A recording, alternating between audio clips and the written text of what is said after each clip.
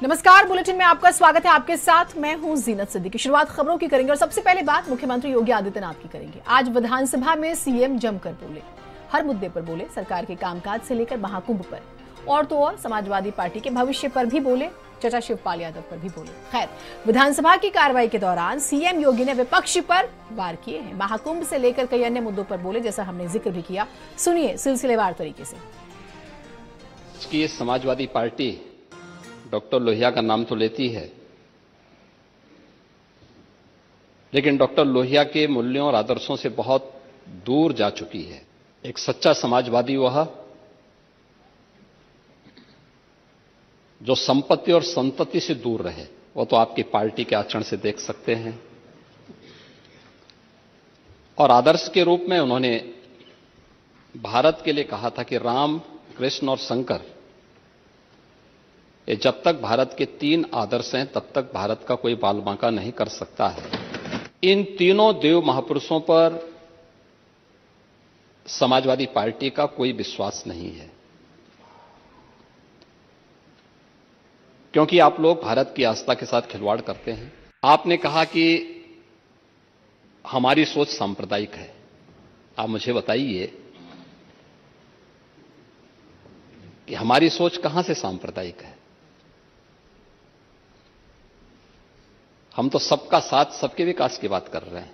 हमारा तो आदर्श है सर्वे भवन्तु सुखिनः सर्वे सन्तु निरामया का, और उसका सबसे आदर्श उदाहरण आपके सामने है जब 26 फरवरी को महाकुंभ का समारोह हुआ है। भारत के विरासत और विकास की एक अनुपम छाप न केवल भारत में बल्कि दुनिया के सामने भारत की छोड़ी है। क्या उसमें कोई भेदभाव किसी के साथ हुआ? न जाति का भेद था, न क्षेत्र का भेद था, न मत और मजहब का भेद था। उपचुनाव की भी आपने चर्चा की, लेकिन आपके यहां तो चुनाव के एक्सपर्ट शिवपाल जी हैं।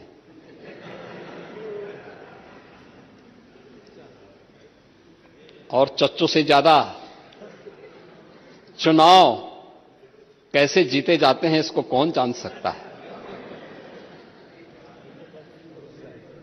ये तो हम लोगों ने भी देखा है, बहुत नजदीक से महसूस किया है। और इसीलिए अच्छा ही है परोपदेश कुशल बहुते रहे, इसी को कहते हैं। ये दूसरों को उपदेश देते हैं आप लोग, लेकिन स्वयं उसको आचरण में उतारे होते तो संभवतः इतनी करारी हार नहीं होती, और 2027 में भी इतनी करारी हार नहीं होने वाली। 66 करोड़ 30 लाख से अधिक श्रद्धालु और पूज्य संत देश और दुनिया से प्रयागराज आए। आप मान के चलिए, पहले तो ज्यादा नहीं तो कम से कम आधी आबादी तो महिलाओं की रही होगी, क्योंकि महिलाएं ज्यादा धार्मिक होती हैं। और एक भी छेड़खानी की घटना नहीं, एक भी अपहरण की घटना नहीं, एक भी लूट की घटना नहीं, एक भी कोई ऐसा उदाहरण नहीं जो उत्तर प्रदेश को या भारत को या सनातन धर्मावलंबियों को कटघरे में खड़ा करता हो। 66 करोड़ लोग आ जाएं और सुरक्षित वापस अपने घरों को चले जाएं और खुशी खुशी होकर के जाएं। एक ऐसा आयोजन था जहां अमेरिका की कुल आबादी से ज्यादा लोग जुटे। महाकुंभ मानवता का सबसे बड़ा समागम था, यह विश्व का सबसे बड़ा धार्मिक समारोह था। यह आयोजन में केवल श्रद्धालु और पर्यटक ही नहीं बल्कि नेता और हस्तियां भी पहुंची थी। यह डिजिटल कुंभ था, इसमें व्यवस्था बनाने के लिए तकनीक की बेहतरीन इस्तेमाल किया गया था। यह पर्वों का पर्व था, लोगों की उमंग और उत्साह चरम पर रहा। दुनिया के सबसे बड़े धार्मिक समागम में 60 करोड़ से ज्यादा लोग शामिल हुए। यह आस्था की अभिव्यक्ति की शानदार नजारा है। विधानसभा की कार्रवाई के दौरान समाजवादी पार्टी के राष्ट्रीय महासचिव शिवपाल यादव पर मजाकिया अंदाज में टिप्पणी भी की मुख्यमंत्री योगी आदित्यनाथ ने। वैसे पहला मौका नहीं है। आपको याद होगा जब नेता प्रतिपक्ष माता प्रसाद पांडे को बनाया गया था, उस समय भी गच्चा देने का जिक्र हुआ था। शिवपाल यादव जवाब देते हैं कि 3 साल तो आपकी तरफ भी देखता रहा, गच्चा तो आपने भी दे दिया। सुनिए जरा। उपचुनाव की भी आपने चर्चा की, लेकिन आपके यहां तो चुनाव के एक्सपर्ट शिवपाल जी हैं।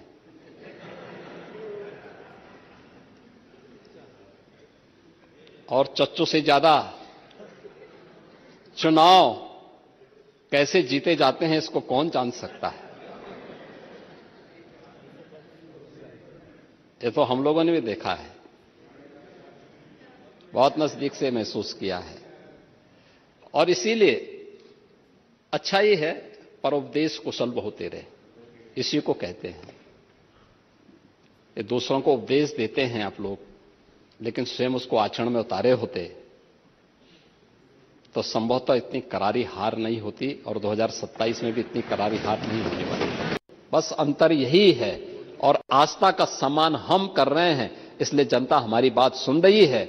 जनता को मालूम है कि आप केवल वोट बैंक के साथ खिलवाड़ करेंगे, वोट बैंक देखेंगे और जनता को धोखा देंगे, इसलिए जनता ने आपकी बात को अनसुना किया है और 27 में भी जनता जनार्दन यही करने जा रही है।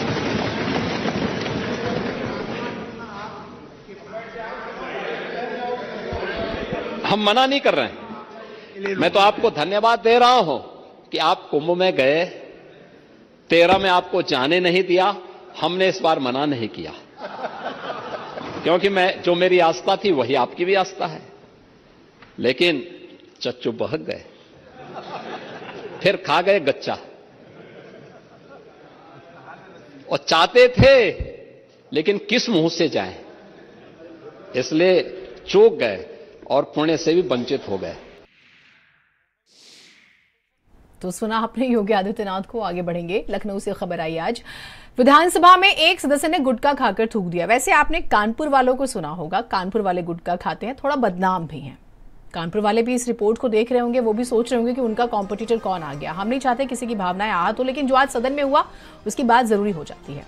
एक विधायक ने, नाम उसका उजागर नहीं हुआ, लेकिन उसने सदन में थूक दिया और जो स्पीकर थे वो नाराज हो गए। उन्होंने कहा कि जिसने भी ये थूका है मैंने सीसीटीवी में देखा है। विधानसभा अध्यक्ष कहते हैं वो सदस्य आकर मुझसे मिल ले। विधानसभा अध्यक्ष सतीश महाना ने नाम उजागर नहीं किया, हालांकि यहां पर उन्होंने लिहाज रखा, लेकिन यही विधायक हैं जो प्रदेश की जनता के लिए कानून बनाते हैं, जिन्हें बेसिक नॉर्म्स नहीं पता कि धूम्रपान की बात करें या फिर कहीं पब्लिक प्लेस पर थूकना या कहीं पर भी इस तरह से थूकना निषेध होता है। देखिए जरा। आज सवेरे मुझे सूचना मिली कि हमारे विधानसभा के इस हॉल में किसी माननीय सदस्य ने पान मसाला खाकर अपने वहीं पर सेवाएं दे दी थी। तो मैं आया था और मैंने उसको साफ करवाया है। मैंने वीडियो में उस माननीय सदस्य को देख भी लिया है, लेकिन मैं किसी इंडिविजुअल को अपमानित नहीं करना चाहता, इसीलिए उनका नाम नहीं ले रहा हूं। आगे से मेरी सभी सदस्यों से यह निवेदन है कि अगर किसी भी अपने साथी को यह करता हुआ देखें तो वो लोग वहीं रोक दें। मैं किसी का भी नाम नहीं लूंगा, लेकिन जिसने किया है वो स्वयं आकर अगर मुझे कह देंगे कि उन्होंने किया है, वो अपने आप आ जाएंगे तो ठीक है, नहीं तो फिर मैं बुलवा लूंगा।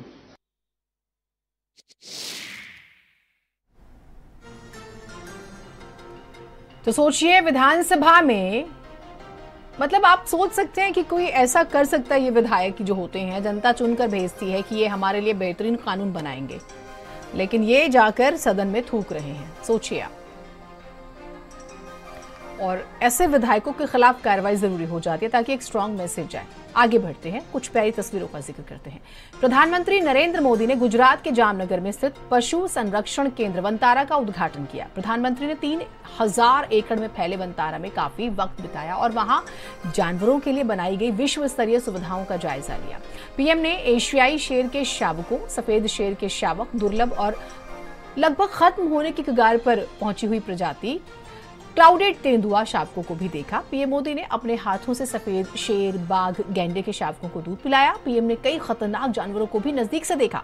इनमें गोल्डन टाइगर, सफेद शेर और हिम तेंदुए शामिल थे। विशाल वनतारा हर जानवर को उसकी जरूरत के हिसाब से घर मिला है। यहाँ पर kingdom of lion, kingdom of reptiles, kingdom of seal, चीता, ब्रीडिंग सेंटर जैसे कई सेंटर्स में जानवरों को रखा गया है। लेकिन सबसे बड़ा आकर्षण का केंद्र है हाथियों के लिए करीब 1000 एकड़ में गज नगरी जो बनाई गई है, उसने सबका ध्यान खींचा।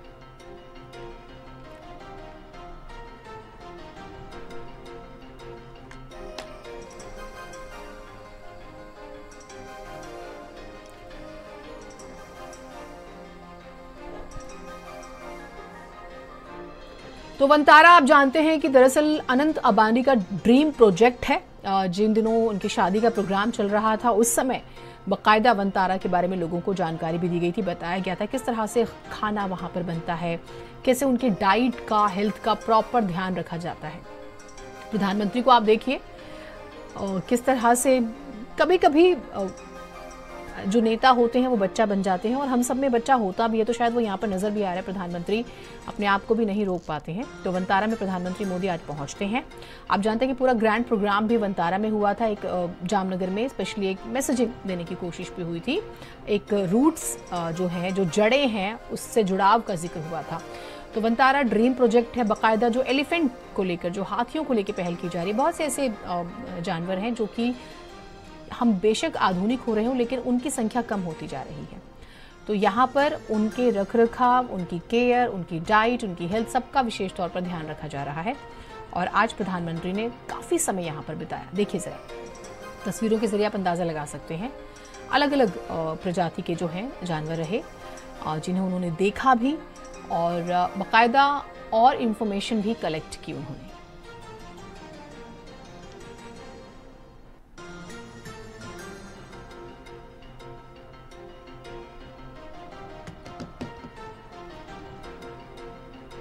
तो चाहे हम एनिमल्स की बात करें, रेप्टाइल्स की बात करें, या फिर हम बर्ड्स के अलग अलग कैटेगरीज का जिक्र करें, सभी का विशेष ध्यान रखा गया है।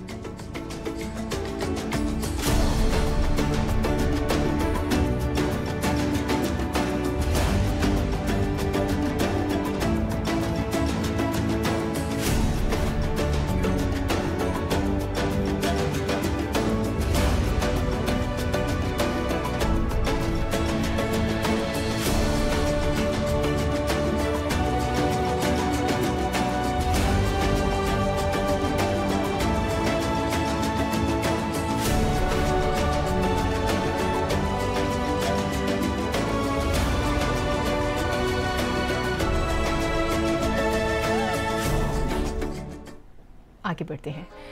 आज सुप्रीम कोर्ट ने बेहद ही ऐतिहासिक फैसला दिया है। सुप्रीम कोर्ट ने करप्शन पर साफ कर दिया कि जब तक रिश्वत की मांग और स्वीकार करने का ठोस सबूत ना हो, भ्रष्टाचार का मामला नहीं बनता। इस फैसले ने भ्रष्ट अफसरों को हिलाकर रख दिया। हालांकि ये एक नजीर बनेगा कि आप सिर्फ शक के आधार पर, किसी की शिकायत के आधार पर किसी की पूरी जिंदगी खराब नहीं कर सकते। आप करप्शन का केस नहीं चला सकते। जरा देखिए स्पेशल रिपोर्ट।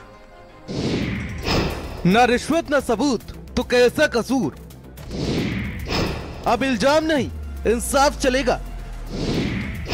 भ्रष्टाचार के आरोपों का दी एंड, सबूत लाओ तब दोषी ठहराओ।